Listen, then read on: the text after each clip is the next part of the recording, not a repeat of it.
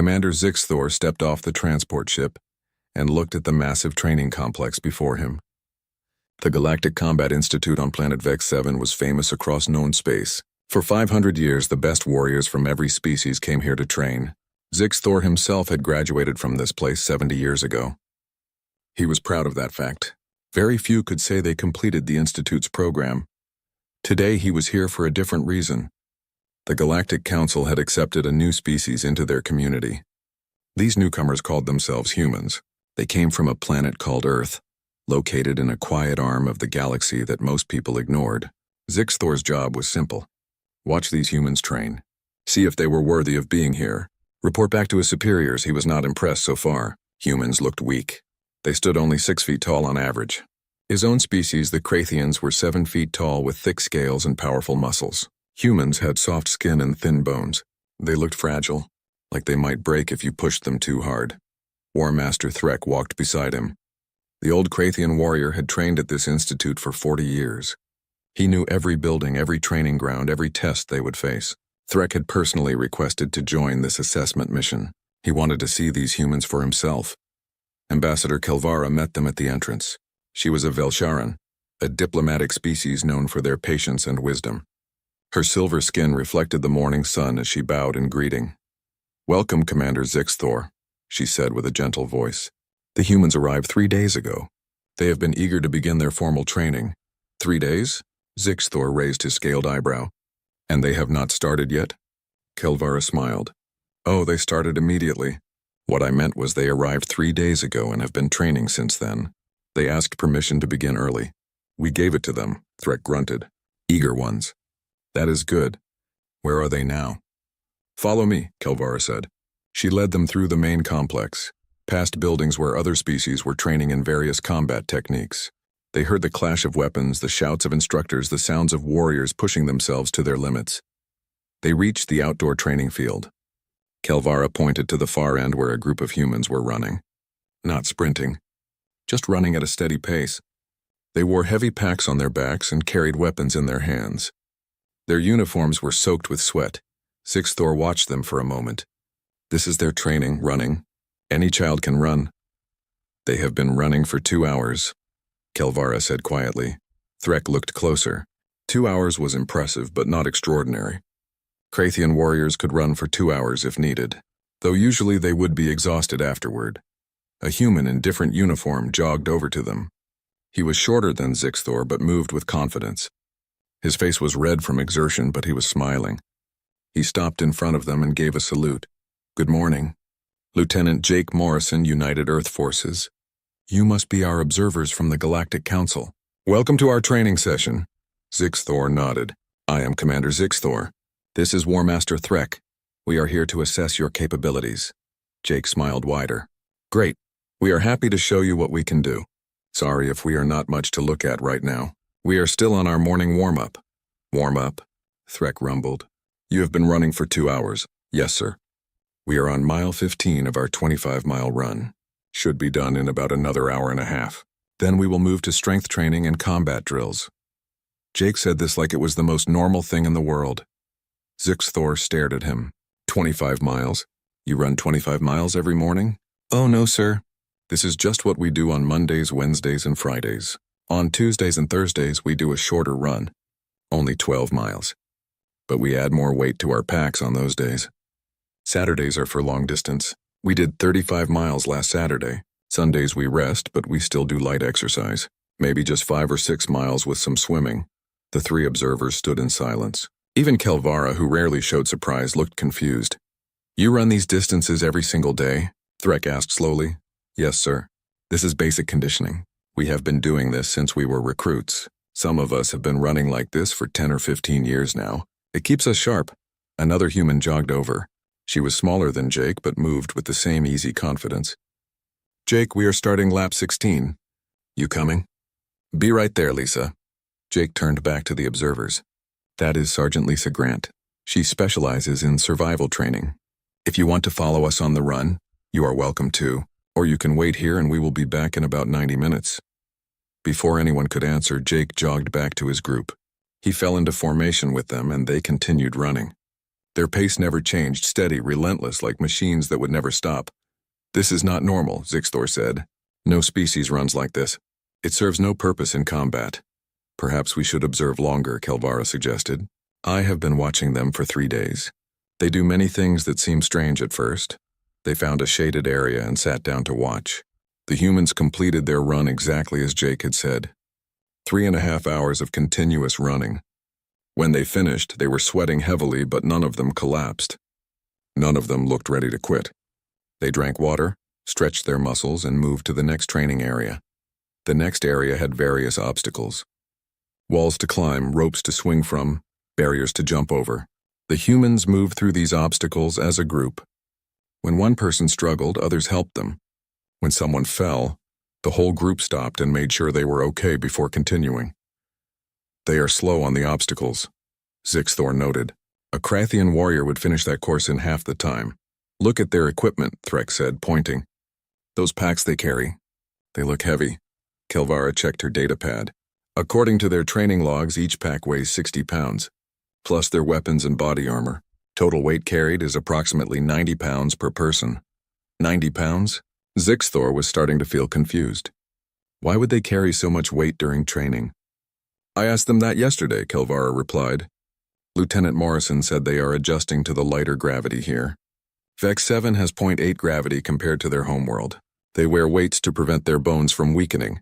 This made Zixthor pause. 0.8 gravity was considered standard across most of the galaxy. Most inhabited planets had gravity between 0.7 and 0.9. It was rare to find worlds with higher gravity. They were usually classified as difficult to colonize. "What is Earth's gravity?" he asked. Kelvara tapped her pad. "According to their planetary data, Earth has 1.2 gravity." 1.2? Threk looked at the humans with new interest. "That is very high. I have only been to 2 worlds with gravity that strong. Both were mining colonies. Very few species can live comfortably in such conditions." They continued watching. After the obstacle course, the humans moved to weapons training. They practiced with rifles, pistols, and knives. Their accuracy was good. Not exceptional, but solid. What impressed the observers was how long they trained. Hour after hour, never stopping, never complaining. When afternoon came, the humans ate lunch. Simple food, nothing special. They sat in groups and talked while they ate. They laughed and joked with each other. Then they went back to training. "Do they ever rest?" Zixthor asked. "They rest at night," Kelvara said. 8 hours of sleep. Then they wake up and start again. The afternoon session included combat practice. Humans paired up and fought hand to hand. They wore protective gear, but the hits were real. Zixthor watched a smaller human woman throw a larger human man to the ground. The man got up, laughed, and they continued fighting. "They are not afraid of pain," Threk observed. "Look at how hard they hit each other. Those blows would crack Krathian scales. Yet they smile while doing it," Kelvara added softly. As the sun began to set, Jake jogged over to them again. He was dirty and bruised from the day's training, but still looked energetic. "What did you think of our first day, Commander?" he asked cheerfully. "First day?" Zixthor repeated. "You train like this every day?" "Yes, sir. This was actually a light day for us. We are still adjusting to the new environment. Give us another week or 2 and we will be back to full intensity." "Full intensity," Threk said slowly. "What you did today was not full intensity?" Jake scratched his head, looking a bit embarrassed. "Well, no, sir. We have been taking it easy because we are in a new place. Back on Earth, we would include more live fire exercises, longer distance runs, and heavier strength training. But we did not want to damage any of the Institute's facilities before we knew what they could handle." The 3 observers looked at each other. None of them knew what to say. "Tell me, Lieutenant," Kelvara said carefully. "What was your training like when you first became a soldier?" Jake smiled at the memory. "Basic training was 12 weeks. We ran every day, started with 3 miles and worked up to 10. We did strength exercises, obstacle courses, combat drills. We learned how to shoot, how to navigate, how to survive in different environments. It was tough but good. Made me who I am today." "And after basic training?" Threk asked. "Then I went to advanced infantry school. That was 20 weeks. More?" The environmental challenge dome rose up like a giant metal egg. It was the pride of the Galactic Combat Institute. Inside, the dome could create any environment found in known space. Frozen tundra, burning desert, toxic swamps, high-altitude mountains. The dome tested warriors in ways that regular training never could. Commander Zixthor stood outside the dome with War Master Threk and Ambassador Kelvara. They had arrived early this morning to watch the humans attempt the warrior gauntlet. The gauntlet was a special program that cycled through multiple environments over several hours. It was designed to break even the strongest warriors. The current record was 6 hours. A Krathian warrior named Vorshak had set it 30 years ago. He became a legend for that achievement. After 6 hours in the gauntlet, Vorshak had collapsed and needed 2 days of medical treatment to recover. No one had beaten his record since. Jake Morrison arrived with 2 other humans, a young man named Danny Webb and a woman named Kate Holland. Both were corporals in the human military. They looked excited rather than nervous. "Good morning, Commander," Jake said with his usual cheerful tone. "Are we ready to try out this dome? My team has been talking about it all week. You understand what the gauntlet involves?" Zixthor asked. "It is not a simple test. Many warriors fail within the first hour." Danny grinned. "Sounds like good training, sir. We are ready whenever you are." Threk activated the dome controls. The program will start with extreme heat. Temperature will reach 50 degrees Celsius, high humidity, limited water. You must complete an obstacle course in these conditions. When you finish, the environment will change. You will have 5 minutes to adapt before the next challenge begins. "How long does the program last?" Kate asked. "As long as you can survive it," Threk replied. "Most warriors quit after 2 hours. The very best might last 4. The record is 6 hours, but I do not expect you to reach that on your first attempt." The 3 humans looked at each other. Jake shrugged. "Well, let us see how far we can get. Ready, team?" Danny and Kate nodded. They entered the dome together. The door sealed behind them with a heavy clang. Monitors showed what was happening inside. The temperature began climbing immediately. The humans started moving through the obstacle course. Within minutes, they were soaked in sweat. The heat was oppressive. The obstacles required climbing, jumping, crawling through mud. It looked miserable, yet the humans kept moving. They helped each other over walls. They encouraged each other through difficult sections. They never stopped talking to each other. After 30 minutes, Kelvara checked her instruments. Their body temperatures are elevated but stable. Heart rates are high but not dangerous. They are handling the heat well. At the 1-hour mark, the environment changed. Suddenly, the heat vanished. The temperature dropped to -20 Celsius. Snow began falling. Ice covered the obstacles. The humans barely paused. They pulled out jackets from their packs and kept moving. They came prepared, Threk noted with approval. The cold phase lasted another hour. The humans moved slower but never stopped. Their breath came out in clouds of vapor. Ice formed on their eyebrows and clothing. But they pushed through it. At 2 hours, the environment changed again. This time to high altitude. The oxygen level dropped significantly. Most species would feel dizzy and weak at this altitude. The humans slowed down even more. Their breathing became labored. But still they moved forward. Zixthor was impressed despite himself. 2 hours is better than most warriors achieve. They should be proud. "I do not think they plan to stop," Kelvara said, watching the monitors closely. She was right. At 3 hours, the humans were still going. The environment changed to a toxic swamp. They had to wade through thick mud while breathing through filters. It looked exhausting. Yet they continued. At 4 hours, more observers began arriving. Word had spread through the Institute that humans were attempting the gauntlet. Warriors from various species came to watch. They stood in silence as the monitors showed the humans still moving, still fighting, still refusing to quit. At 5 hours, even Threk looked surprised. "In 40 years, I have only seen a handful reach this point. These humans are exceptional." At 6 hours, the humans matched the record. The environment changed to a sandstorm. Wind whipped sand into their faces. Visibility dropped to almost nothing. They linked arms to stay together and pushed into the storm. The observers watched in stunned silence. No one spoke. No one moved. All eyes were on the monitors. At 7 hours, the humans were moving slower, but still moving. Danny stumbled at one point. Kate and Jake immediately helped him up. They gave him water and some food from their packs. After a brief rest, they continued. At 8 hours, something unprecedented happened. Jake's voice came through the communication system. "Hey, is anyone listening out there?" Threk activated his microphone. "We are here, Lieutenant Morrison." Are you ready to stop? You have performed admirably. 8 hours is far beyond expectations. Oh no, sir, we are not ready to stop. We were just wondering how much longer the program runs. We are just getting warmed up and want to know if we should pace ourselves differently. Every observer turned to stare at the monitors. Just getting warmed up? After 8 hours? Threck cleared his throat. The program can run indefinitely, Lieutenant. It continues until you choose to stop. Understood. Thanks, sir. We will keep going for a while then. This is actually pretty good training. Jake sounded genuinely happy. Sixth Thor looked at Kelvara. Pretty good training?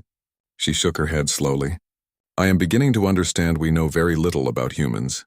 At 9 hours, more warriors arrived to watch. The viewing area was getting crowded. Everyone wanted to see the humans who would not stop, who could not be broken. At 10 hours, Danny requested permission to speak. Sir, this is Corporal Webb. Quick question. Is there any way to make the environments harder? Not trying to be disrespectful, but we are used to training in Earth gravity. This lighter gravity is making everything easier than we expected. A murmur ran through the crowd of observers. Make it harder? After 10 hours? Threck looked at the controls. I can increase the difficulty of the obstacles, and I can add some simulated gravity to your equipment to make it heavier. Would that be acceptable? Yes, sir, that would be great. Thank you. Threck made the adjustments. The obstacles became more complex. The humans' equipment began weighing more, pulling them down. It should have stopped them, should have forced them to quit. Instead, they adapted. They moved a bit slower, but with the same determination. The same refusal to quit. At 11 hours, Sergeant Lisa Grant arrived in the viewing area. She had been running training exercises with other human units. She walked up to Zixthor. Commander, I heard Jake and his team are in the dome. How are they doing? They have been in there for 11 hours, Zixthor said quietly. They show no signs of stopping. Lisa smiled with pride. That sounds about right. Jake was always stubborn, in a good way. He never quits anything he starts. You do not seem surprised, Kelvara observed. Surprised? No, ma'am. This is pretty standard for special operations soldiers. We train them to operate for 24 to 48 hours continuously during missions. 11 hours is good, but they are probably not even tired yet. The crowd of observers had grown silent. 48 hours? That was impossible. No living being could function for 2 days without rest. You cannot be serious, Zixthor said. Completely serious, sir. During my advanced training, I went 60 hours without sleep. We were on a survival exercise in the mountains. Had to evade capture while completing objectives. I was exhausted by the end, but I made it. About 70% of my class made it. The ones who did not were removed from the program. Threck turned to face her fully. Tell me, Sergeant, what makes a human capable of such things? What is different about your species? Lisa thought for a moment. I think it is how we evolved, sir. Humans are persistence hunters. Thousands of years ago, before we had advanced weapons, we hunted by chasing our prey until it collapsed from exhaustion. We would track an animal for hours, sometimes days. The animal would run away. We would follow. It would run again. We would follow again. Eventually, the animal would be too tired to run anymore. Then we would catch it. She pointed at the monitors. That is what you see in that dome. Humans who refuse to stop. We may not be the fastest. We may not be the strongest. But we can outlast almost anything. It is in our blood. In our bones. We do not know how to quit. At 12 hours, the Institute staff became concerned. The dome was not designed to run this long continuously. They worried about equipment failure. At 13 hours, Kate's voice came through the speakers. How are we doing on time, sir? Do you need the dome for other training soon? We do not want to hog the equipment, Threck responded. You are not hogging anything, Corporal Holland, but I am curious. How much longer do you think you can continue? Honestly, sir, we could probably go another 5 or 6 hours comfortably, maybe 10 if we really pushed it. But if you need the dome, we can stop now. We got a good workout in.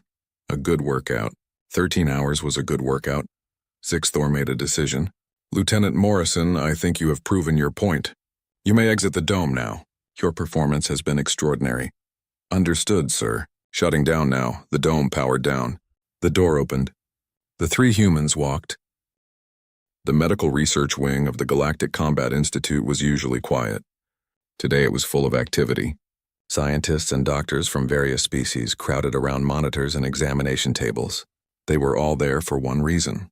To understand humans, Dr. Chen Lu stood at the center of the room. She was human, trained in both human and alien medicine. She had volunteered to explain human physiology to the bewildered researchers.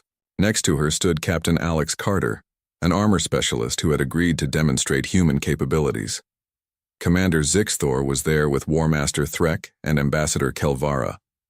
Also present was Science Elder Mortek, a Velsharan biologist who had studied hundreds of species over his long life. He was particularly interested in humans after watching the dome exercise yesterday. "Thank you all for coming," Dr. Liu began. "I understand you have questions about human biology. I will do my best to answer them. Where would you like to start?" Mortek stepped forward. He was old even by Velsharan standards.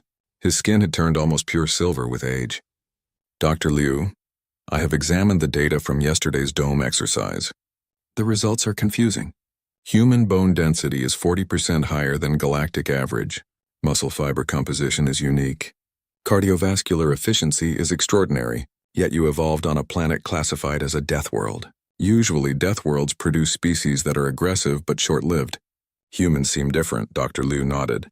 "You are correct, Science Elder. Earth is harsh by galactic standards. 1.2 gravity, dangerous predators, extreme climate variations, disease, natural disasters. To survive, humans had to become adaptable. We evolved to handle stress, physical and mental. Our bodies are built for endurance rather than speed or strength alone." She pulled up a holographic display showing human anatomy. "Our bones are dense because of the high gravity. Our muscles have a unique balance of fast twitch and slow twitch fibers. This gives us good speed for short bursts, but also allows sustained exertion over long periods. Most species have one or the other. Humans have both." "What about temperature regulation?" another researcher asked. "Humans sweat. This is unusual. Yes, sweating is one of our most important adaptations. Humans can regulate body temperature very efficiently. We can operate in extreme heat or cold. When we overheat, we sweat. The evaporation cools us down. This allowed our ancestors to hunt during the hottest part of the day, when other predators were resting. It gave us an advantage." Zixthor raised his hand. "Doctor, I have noticed humans carry heavy equipment during training. Yesterday you mentioned it was because of the lighter gravity here. Can you explain?" "Of course, Commander. Vex 7 has 0.8 gravity. Earth has 1.2 gravity. That is a significant difference. If humans train in low gravity without compensation, our bones and muscles weaken. We lose density and strength, so we wear weights to simulate Earth gravity. It keeps our bodies healthy." Threk looked at Captain Carter. "You are wearing weights now?" Alex smiled. "Yes, sir. I have a weighted vest under my uniform. Adds about 50 pounds. All the humans here wear them during daily activities. We only remove them for special exercises or demonstrations." 50 pounds. Zixthor was shocked. "You wear 50 pounds of extra weight all the time?"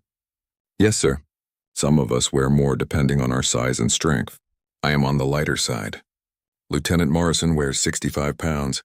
Sergeant Grant wears 55. We adjust based on what feels right." The observers looked at each other.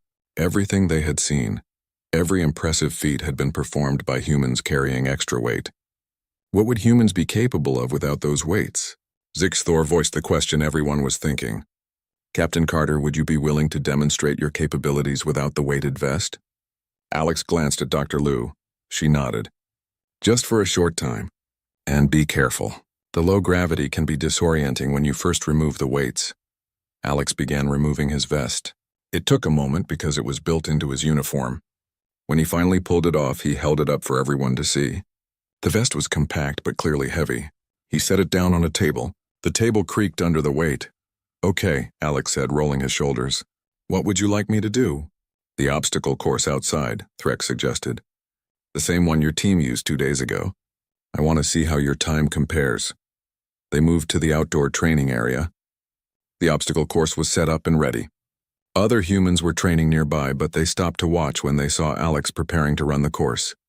This course was designed for Krathian warriors, Threk explained to the crowd that was gathering. The current record is 4 minutes and 12 seconds. Most species complete it in 6 to 8 minutes. 2 days ago, the humans completed it in 7 minutes while wearing their weighted vests. Alex stretched briefly. Ready when you are, sir. Threk activated the timer. Go, Alex exploded forward. There was no other word for it. He moved with speed that seemed impossible. He reached the first wall, a 12-foot barrier, and went over it like it was nothing. He landed and immediately sprinted to the next obstacle. The rope climb 30 feet straight up took him seconds. His arms pulled him up so fast he was almost flying. At the top, he grabbed the bar, swung across to another rope, and slid down without hesitation. The balance beam, narrow and elevated, should have required careful movement. Alex ran across it at full speed, his feet barely seeming to touch the beam. Through the tunnel crawl, over the cargo net, under the barbed wire, through the water obstacle. Alex moved like a force of nature, unstoppable, relentless, beautiful in his efficiency. He crossed the finish line and Threk stopped the timer. For a moment, no one spoke. Threk looked at the timer, looked at Alex, looked at the timer again. 2 minutes and 47 seconds, Threk said quietly. The crowd erupted in disbelief. That was more than a minute faster than the Krathian record, and Alex had made it look easy. He was breathing hard but not gasping. He was tired but not exhausted. Zixthor walked up to Alex. You just broke a record that has stood for 20 years. A record set by one of the finest Krathian warriors ever trained. You broke it by a significant margin. Alex looked embarrassed. Sorry, sir. I did not mean to show off. I was just running the course. Just running the course, Zixthor repeated. He turned to face the assembled observers. Do you all understand what this means? Every human here has been training while carrying 50 to 65 pounds of extra weight. Everything we have seen them do, every accomplishment has been achieved while they were deliberately handicapped. Mortek approached Dr. Liu. I need to understand this better. May I run some tests? Nothing invasive. Just scans and measurements. Of course, Science Elder. I volunteer myself as a subject. They returned to the medical wing. Mortek ran every scan he could think of. Bone density, muscle composition, organ function, brain activity. The results fascinated him. Remarkable, he kept saying. Absolutely remarkable. Look at this cardiac efficiency. The human heart is incredibly strong. It has to be, to pump blood against 1.2 gravity. And the lung capacity. Humans can process oxygen more efficiently than most species. Kelvara was studying Earth's classification data. Dr. Liu, it says here that Earth has experienced 5 major extinction events. Events that wiped out most life on the planet. How did humans survive? We did not survive all of them, Dr. Liu explained. Humans as a species are relatively young, only about 200,000 years old. But our ancestors survived earlier extinction events. They did it by being adaptable. When the climate changed, they changed with it. When food became scarce, they found new food sources. When predators threatened them, they learned to fight back or run away or hide. Flexibility was the key to survival. What kind of predators did early humans face? Threk asked. Large cats, big enough to kill a human with one bite. Bears, wolves that hunted in packs. Crocodiles in the water. Even other primates that were larger and stronger than early humans. Earth was not a safe place. Humans were not apex predators for most of our history. We were prey. But you survived, Mortek said softly. You not only survived, you thrived. You became the dominant species on your planet. How? Dr. Liu thought carefully before answering. Tools, intelligence, cooperation. Humans learned to make weapons to defend themselves. We learned to use fire to cook food and scare away predators. We learned to build shelters. Most importantly, we learned to work together. A single human is vulnerable, but humans in groups are formidable. We protected each other, shared knowledge, taught our children. Each generation learned from the previous one and added to that knowledge. And the persistence hunting you mentioned before? Zixthor asked. How did that develop? Early humans were not fast enough to catch most prey animals, but we could track them, follow their trails, chase them for hours. The animal would run away quickly but then need to rest. Humans would catch up. The animal would run again. Humans would follow. Eventually, sometimes after a full day of chasing, the animal would be too exhausted to run anymore. Then humans could approach safely and make the kill. That sounds cruel, Kelvara said quietly. Perhaps, Dr. Liu agreed, but it was necessary for survival. Humans had to eat. This was one of the few hunting methods available to us. And the tactical training grounds were larger than the regular obstacle courses. Here, teams practiced working together under realistic combat conditions. Commander Zixthor arrived early with War Master Threk, Ambassador Kelvara, and Science Elder Mortek. They had also been joined by General Vexkarn, the highest-ranking officer at the Institute. General Vexkarn was a Talvorn, a species known for strategic brilliance. His people had won countless wars through superior tactics and planning. He rarely observed individual training sessions, but news of the humans had reached him. He wanted to see for himself. "I have reviewed the reports from the past 3 days," the general said. His voice was deep and measured. "Human individual capabilities are impressive, but individual strength means little in real warfare. Battles are won by coordinated forces, not lone heroes. Today I want to see how humans work as a team." A human squad arrived at the training ground. 4 people. Lieutenant Sam Porter was the squad leader. There was also Specialist Nina Flores, who handled communications and intelligence. Sergeant Ray Duncan specialized in weapons and demolitions. The 4th member was Corporal Danny Webb, who the observers remembered from the environmental dome. Sam approached the observers and saluted. "Good morning, General. Commanders, we are ready for the team exercise." "Good," General Vexkarn said. "The scenario is simple. You are a reconnaissance team behind enemy lines. Your mission is to gather intelligence on an enemy facility and extract without being detected. There are multiple guard patrols, sensor systems, and fortified positions. Most teams fail this exercise. Those who succeed usually take 6 to 8 hours. Do you understand?" "Understood, sir," Sam replied. "One question. Are we using live ammunition or training rounds?" "Training rounds," the general confirmed. "Everything is simulated, but the difficulty is real. If you are detected by guards, they will engage you. If you trigger sensors, reinforcements arrive. The goal is stealth and precision, not combat." Sam turned to his squad. "Standard recon procedure. Nina, you have point on sensors. Ray, watch for ambush positions. Danny, you are our eyes in the back. Keep formation tight. Questions?" The 3 squad members shook their heads. They looked calm, focused, ready. "Then let us do this," Sam said simply. The exercise began. The human squad moved into the training area, which was designed to look like a military facility. Buildings, walls, guard towers, and patrol routes, all monitored and controlled by the Institute's computers. What happened next shocked the observers. The humans moved like a single organism. When Sam made a hand signal, the others responded instantly. No hesitation, no confusion. They understood what to do without words. Nina studied her scanner and pointed to a sensor cluster. Ray immediately pulled out a small device and disabled it with practiced ease. Danny kept watch, his weapon ready, covering their rear. Sam coordinated everything with simple gestures. They moved through the training area like ghosts. When a patrol passed nearby, the humans melted into shadows. When sensors swept an area, they knew exactly when to move. They never spoke, never made unnecessary noise. Just smooth, coordinated action. "Look at their spacing," Threk said quietly. "Each member is positioned to support the others. If one is attacked, the other 3 can immediately provide covering fire. They maintain this formation even while moving. Notice how they communicate," General Vexkarn added. "Hand signals, eye contact. They seem to know what each other is thinking. That level of coordination takes years to develop." The humans reached the main objective, a simulated command center. They needed to photograph specific documents and then escape. Nina pulled out a camera and began her work. The other 3 set up a defensive perimeter around her, each covering a different direction. Then something went wrong. A patrol changed routes unexpectedly. A guard was about to walk right into the human's position. Discovery seemed inevitable, but the humans adapted instantly. Danny made a small sound deliberately. The guard heard it and turned toward Danny's position.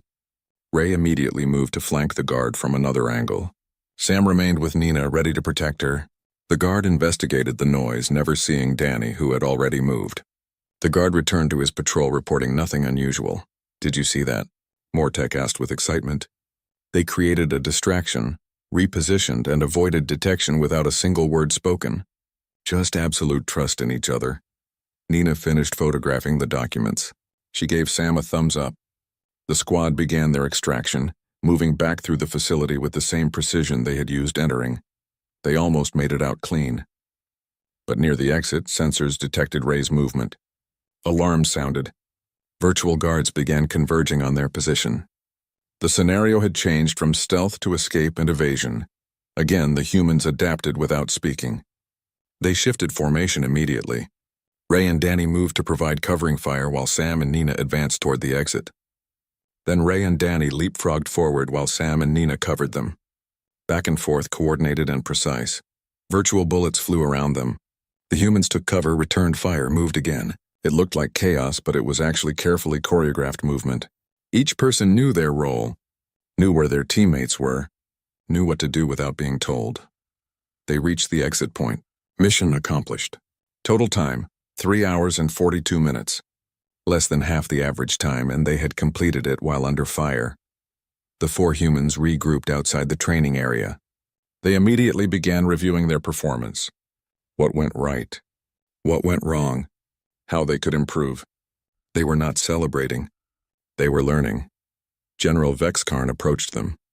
Lieutenant Porter, that was exceptional. I have seen this exercise attempted hundreds of times. You completed it faster than any team on record, and you did it while successfully escaping after being detected. Most teams fail once the alarm sounds. Sam looked pleased but modest. Thank you, General. We could have done better, though. We should not have been detected at all. Ray, next time be more careful with sensor shadows. Nina, good call on the distraction point. Danny, excellent rear security. We will run this again next week and improve our time. You want to do it again? Zixthor asked. You just set a new record. Records are meant to be broken, sir, Sam said with a smile. Besides, we learn more from repetition.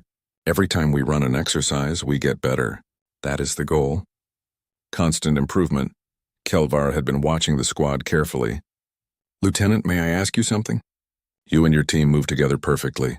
How long have you been working as a unit? This particular squad? About 2 years, ma'am. But we all came from the same larger unit. We have known each other for 5 or 6 years. Trained together. Deployed together. Been through a lot together. What happens if one of you is injured? Mortek asked. Sam's expression turned serious. Then the rest of us adapt. We protect the injured member and complete the mission if possible. But the first priority is always to get everyone home. We never leave someone behind. Even if it means failing the mission? Threk asked. Even then, Sam confirmed. Missions can be retried. Lost soldiers cannot be replaced. Every person in my squad is valuable. Not just as a soldier, but as a person, a friend, family. I would die before I left one of them behind. The other 3 squad members nodded in agreement. There was no doubt in their faces. They meant every word. General Vexkarn wanted to test this further. Would you be willing to run another scenario? Something different? Of course, General. What did you have in mind? A combat rescue. 1 member of your team will be designated as wounded and unable to move. The other 3 must reach them and extract them while under heavy fire. It is one of our most difficult scenarios. Sam did not hesitate. We are ready, sir. The scenario was set up. Danny was designated as the wounded soldier. He was placed in a building surrounded by virtual enemy forces. Sam, Nina, and Ray had to reach him and get him out. The exercise began. Immediately, the 3 humans came under fire. They took cover and assessed the situation. Sam made quick hand signals. Nina nodded and began moving to flank. Ray provided suppressing fire. They fought their way forward. Every movement was coordinated. When one person moved, the others covered them. When they needed to reload, someone else was always shooting. They advanced steadily through overwhelming enemy fire. Sam reached Danny first. He immediately began treating the simulated wounds while Nina and Ray held off the enemy. Ray was hit by a training round and his vest marked him as wounded. Nina instantly adjusted, moving to cover Ray's position while still protecting Sam and Danny. Now there were 2 wounded, but the humans never panicked. Never considered retreat. Sam finished treating Danny and helped him up. Nina continued providing cover fire. Ray, even though marked as wounded, kept shooting at targets. They began fighting their way back out. Sam half-carried Danny. Nina led the way, clearing a path. Ray limped behind, covering their rear. It should have been impossible. 3 humans, 2 wounded, fighting against dozens of virtual enemies, but they made it. They reached the extraction point, all 4 of them together. Mission accomplished. When the scenario ended, the 4 humans collapsed on the ground. They were exhausted, but they were together. That seemed to matter more to them than anything else. The Psychological Warfare Center was located deep underground. Most visiting delegations avoided this section of the institute. The mental stress test conducted here broke even the strongest warriors. Commander Zixthor had been through these tests once during his own training. The memory still haunted him 30 years later. Today he returned with War Master Threk, Ambassador Kelvara, Science Elder Mortek, and General Vexkarn. They were accompanied by Mindkeeper Zareth, a member of the Shen species. The Shen were powerful telepaths, able to read surface thoughts and emotions. Zareth administered the psychological tests at the Institute. Major Kyle Stone met them at the entrance. He was a human psychological operations specialist. With him was Staff Sergeant Claire Bell, who taught survival and resistance training. Both looked serious but not nervous. "Good morning," Kyle said. "I understand you want to observe human psychological resilience training?" "If you are willing," Zixthor replied. "I must warn you, these tests are extremely difficult. Many warriors cannot complete them. Some suffer lasting psychological damage.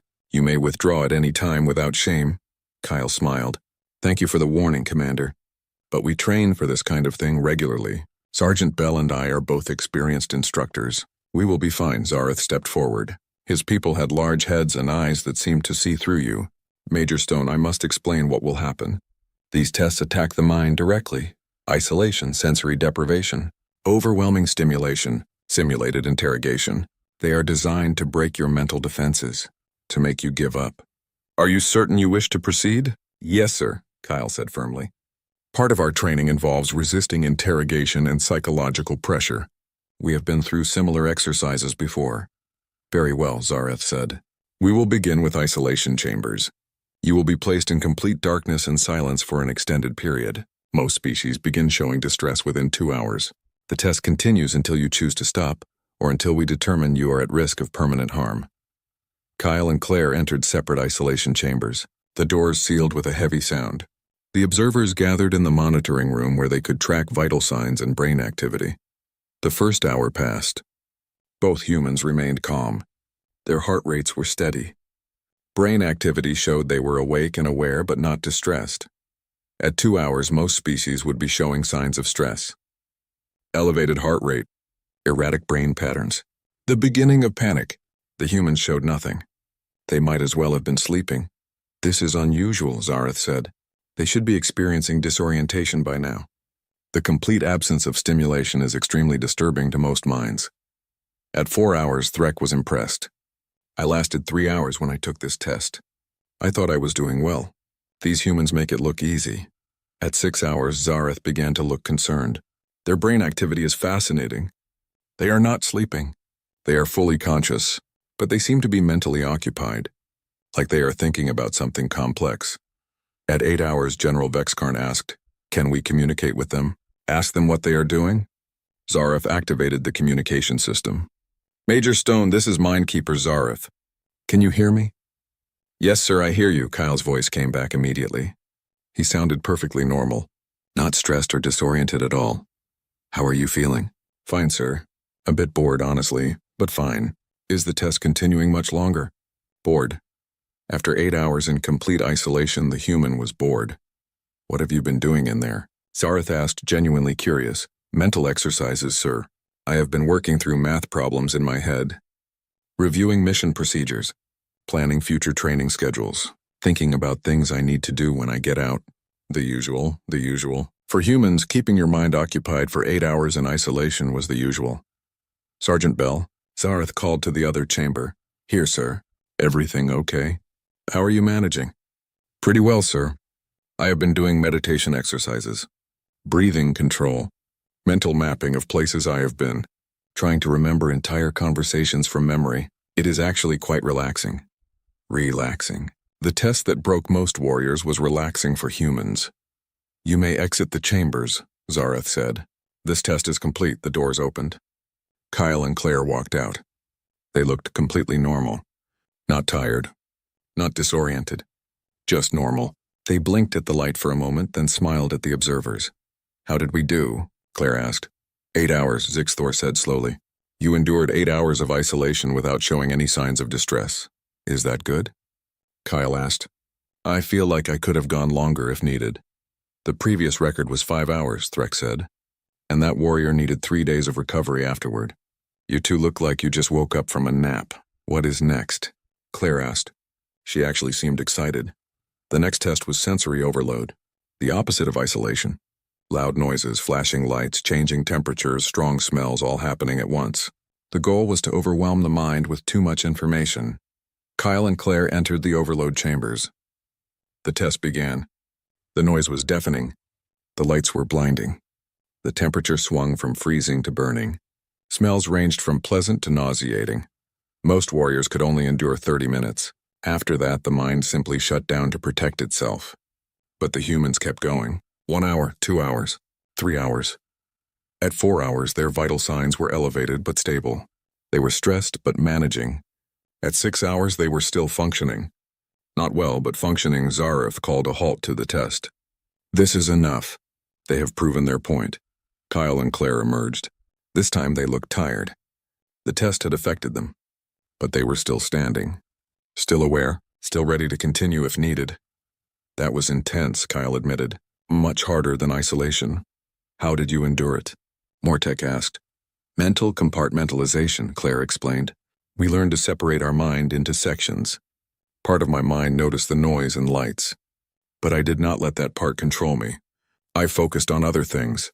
Counting, breathing, remembering peaceful places. You learn to process the chaos without being overwhelmed by it. You can control your mind that precisely? Kelvara was amazed. With training, yes, Kyle said. The human mind is complex. Chaotic, really. But that chaos can be managed if you learn how. We spend years learning mental discipline. It is as important as physical training for soldiers. The final test was simulated interrogation. This was the most difficult of all. Psychological pressure, threats, mind games.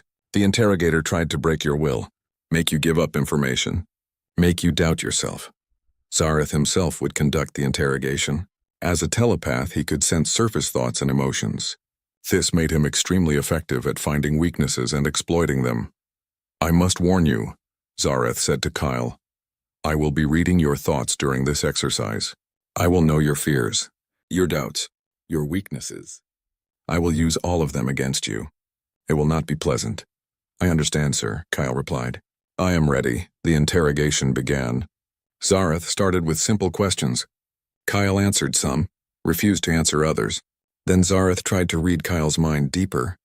He reached out with his telepathic senses and touched Kyle's consciousness. Zareth recoiled immediately. His eyes went wide with shock. What is wrong? General Vexkarn asked with concern. Zareth took a moment to compose himself. The human mind. It is like nothing I have ever encountered. So loud, so chaotic. Thousands of thoughts all happening at once. Memories mixing with imagination, mixing with analysis. And walls. Mental walls everywhere. Compartments within compartments. I cannot read him clearly. Is this normal for humans? Sixthor asked. It must be, Zareth said. But it makes telepathic interrogation nearly impossible. Usually I can see thoughts clearly. With humans, it is like trying to hear one conversation in a room where thousands of people are all talking at once. And the Major is trained to resist. His mental defenses are formidable. The interrogation continued for 3 hours. Zareth tried every technique he knew. Threats, deception, confusion, appeals to emotion. Nothing worked. Kyle remained calm and resistant. He gave nothing away. Finally, Zareth stopped the test. I cannot break him. His mind is too well defended. Even my telepathy provides little advantage. Humans are naturally resistant to mental intrusion. Kyle stood up and shook Zareth's hand. Thank you for the exercise, sir. That was excellent training. You found several weaknesses in my defenses that I need to work on. Weaknesses? Zareth looked confused. I could barely read you at all. You were able to sense my emotional responses to certain questions. That gave you information about what mattered to me. A skilled interrogator could use that. I need to better control my emotional reactions. The observers gathered in a conference room to discuss what they had witnessed. No one spoke for a long time. They were all trying to process the implications. I have administered these tests for 30 years, Zareth finally said. I have tested thousands of individuals from hundreds of species. No one has ever performed like the humans did today. Their mental resilience is extraordinary. Why? Zixthor asked. What makes human minds so resistant? May I offer a theory? Mortek asked. When the others nodded, he continued. Human minds evolved to handle complexity. Earth was an... The Grand Observation Deck was the highest point at the Galactic Combat Institute. From here, you could see the entire training complex spread out below. Every field, every building, every training ground. This was where important ceremonies took place, where visiting dignitaries gathered to witness history. Today, the deck was crowded. Representatives from dozens of species had come. Word had spread across the galaxy about the humans, about their incredible capabilities, about their refusal to quit. Everyone wanted to see for themselves. Commander Zixthor stood at the front with War Master Threk, Ambassador Kelvara, Science Elder Mortek, and General Vex Karn. They had spent a week observing humans, learning about them, testing them. Now it was time to make their official assessment. But first they would watch one final time. Below them, on the main training field, human soldiers conducted their morning routine. The same routine they had been doing every day for the past week. Running in full gear, obstacle courses, squad drills, combat simulations. Nothing special, nothing extraordinary, just humans being humans. Except now the observers understood what they were seeing. They knew about Earth's 1.2 gravity. They knew humans were carrying extra weights to simulate home conditions. They knew about persistence hunting and pack tactics. They knew about mental fortitude forged in millennia of human versus human warfare. What had seemed strange a week ago now made perfect sense. And what made sense was terrifying in its implications. The crowd fell silent as they watched. No one spoke. They just stared at the humans training below, doing impossible things, making it look easy. Smiling while doing it, General Vex Karn stepped forward to address the assembly. His voice carried across the observation deck. I have served in the military for 200 years. I have commanded fleets in dozens of campaigns. I have studied warfare for twice that long. I thought I understood what made warriors effective. I thought I had seen the limits of what living beings could achieve. He paused, letting his words sink in. This week has taught me I was wrong. He gestured toward the training field below. Humans are not the strongest species. Krathians are stronger. Humans are not the fastest. Belkari are faster. Humans are not the most intelligent. Talvorn have greater capacity for strategic thinking. But humans possess something that no other species has. Something that makes them more dangerous than any warrior I have ever encountered. They never quit. They never stop. They evolved on a death world that tried constantly to kill them. Every challenge made them stronger. Every hardship made them more determined. They survived by refusing to die, by refusing to accept defeat. And that trait, that fundamental aspect of human nature is now woven into every cell of their bodies, every thought in their minds.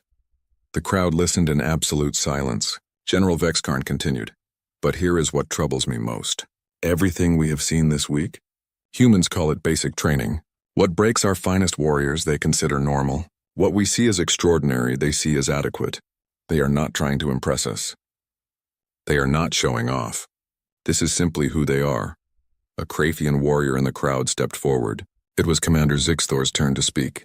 He approached the general and did something unprecedented. He bowed, not a slight nod. A full formal bow of respect. General, you speak truth. I came here to assess if humans were worthy of joining our community. I have learned the question was backwards. The question is whether we are ready for humanity, whether we can accept allies who make us look weak by comparison, not because they mean to, but because they come from a world that made them into something beyond what we thought possible. Jake Morrison and Lisa Grant had been standing quietly at the side of the observation deck. They had been invited to the ceremony but had not expected to speak. Now Jake stepped forward, looking uncomfortable with the attention. General Commander, with respect, I think you are giving us too much credit. Yes, Earth is a difficult world. Yes, humans train hard, but we are not special. We are just people trying to do our jobs the best way we know how. Every species has strengths. We have ours. You have yours. Different does not mean better. Ambassador Kelvara approached Jake. Her silver skin seemed to glow in the morning sun. Lieutenant Morrison, your humility is admirable. But I must tell you something. I have studied galactic history for 100 years. I have read accounts of thousands of species. I have seen patterns in how civilizations develop, how they respond to challenges, how they interact with others. She turned to face the crowd. Humans are unique. Not because they are stronger or faster or smarter, but because of how they evolved. Most species evolved on relatively gentle worlds. Moderate gravity, manageable predators, stable climates. These species developed civilization through cooperation and peace. A few species evolved on harsher worlds. They became aggressive, warlike, short-lived. But humans evolved on a death world and became something different. They developed cooperation like peaceful species. They learned warfare like aggressive species. They gained endurance like no other species. They are cooperative warriors, peaceful fighters, friendly survivors. It is a combination we have never seen before. War Master Threk added his voice. I have trained warriors for 40 years. I thought I understood combat. I thought I knew what made soldiers effective. Then I watched Lieutenant Morrison's team run 25 miles before breakfast. I watched Captain Carter break obstacle course records while wearing weighted vests. I watched Major Stone resist interrogation that should have broken him within hours. And do you know what the humans said after each of these achievements? They apologized. They said they could do better. They asked for harder challenges. They treated accomplishments that we would celebrate for years as simple daily tasks. A voice came from the crowd. A young Velsharan student who had been training at the Institute. Master Threk, should we be afraid of humans? Are they dangerous to us? Threk considered the question carefully. That depends. Are they capable of harm? Absolutely. Could they defeat most species in combat? Almost certainly. But are they a threat? I do not believe so. I have spent time with humans. Talked with them. Trained alongside them. They are not aggressive. They seek peace and cooperation. They genuinely want to be part of the galactic community. But, he continued, his voice serious, I would not want humans as enemies. They smile while doing things that would kill most of us. They laugh during training we consider torture, not because they want to intimidate us, but because for them it really is that easy. They do not understand how different they are, how much their world shaped them into something extraordinary. Lisa spoke up. If I may address the concern about danger. Humans have been dangerous to ourselves for thousands of years. We fought countless wars against each other, killed millions of our own people, did terrible things in the name of various causes.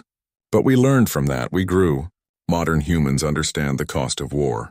We seek peace because we know what violence truly means. We have inflicted it on ourselves for too long.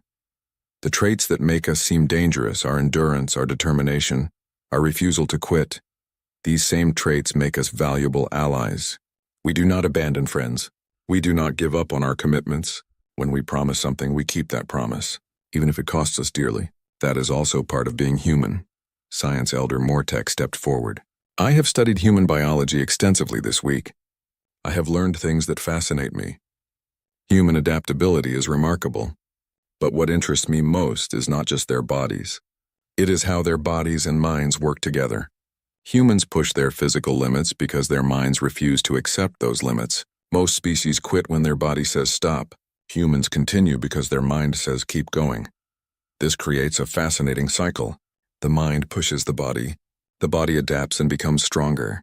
The mind then pushes harder. The body adapts again. Humans are constantly evolving, constantly improving, constantly refusing to accept current limitations. It is beautiful from a scientific perspective, and terrifying from a practical one. Jake looked at the crowd of observers, at the warriors from dozens of species, at beings who had come from across the galaxy to witness this moment. He felt the weight of their attention. The significance of this ceremony. I want to say something, Jake began quietly. Humans are grateful for this opportunity to train here, to learn from all of you, to be considered for membership in the Galactic Council. We know we are newcomers. We know we have much to learn. We do not seek to dominate or control. We seek to contribute, to help where we can, to learn where we must. We understand we are different. Earth made us different. But different does not have to mean separate. Different can mean complementary. Humans have strengths. You have strengths. Together we can accomplish more than any of us could alone. That is what we hope for. Partnership, friendship, a shared future. General Vexkarn nodded approvingly. Well spoken, Lieutenant. And I believe I speak for everyone here when I say that humanity is welcome among us. More than welcome, needed. The galaxy faces many challenges, many threats.